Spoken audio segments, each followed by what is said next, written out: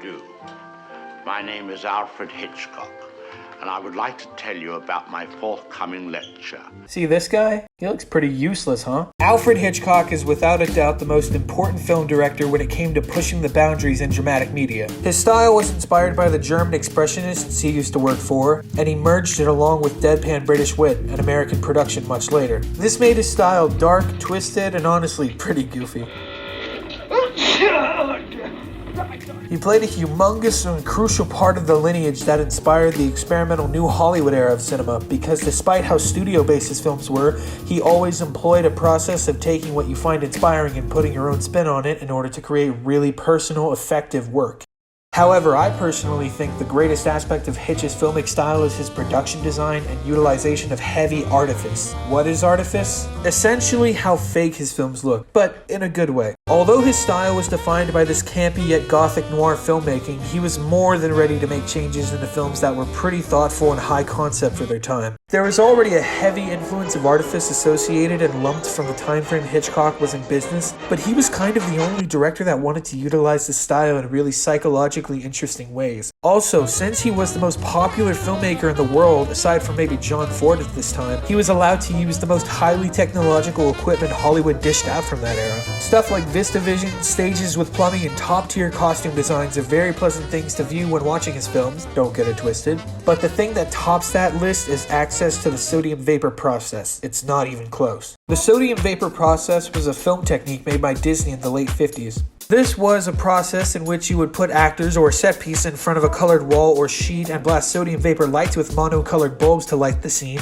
and take the footage in from two cameras pointed at a custom job crystal with different sheets of celluloid inserted that are utilizing one-way mirror magic. This glass crystal thingy would split the footage taken from the shoot and create two different versions of the footage, a black silhouette version and another version of the isolated subject. Essentially, this was chroma key like 45 years before that became a thing. There are plenty of examples of Hitchcock using both stems of film. For silhouettes, you got both the ending of the dream sequence in Vertigo and the opening of the birds. He would also just use the isolated version for stuff like this. But then, when he puts the isolated footage and overlays it upon another image, or even other footage,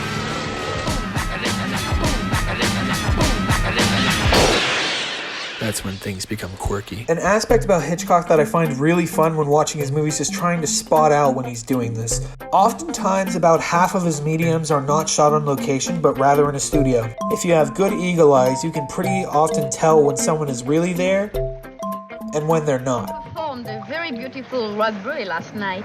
Strictly routine. Although sometimes it's pretty hard to tell which. McDonald's was behind it! Other times, he would impose bits of colored film in order to achieve a specific look, like the climax in Rear Window, the flashing lights in Vertigo, or the nighttime sequences in To Catch a Thief. One of the cooler things about Vertigo is how ahead of its time its special effect was.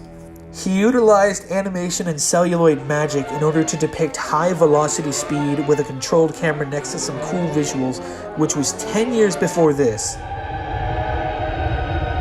and 20 years before this. In conclusion, this guy was the man. Alfred Hitchcock was one of the most positively experimental filmmakers of all time. He pushed the limits of taste and equipment so much farther than expected, and pushed the medium and its rulebook forward as he did so as well. What a grim reaper. Now for the best news of all. You can enjoy this wonderful vacation while seated comfortably in this theater. I promise you nothing but entertainment. A vacation from all your problems, as it was for me.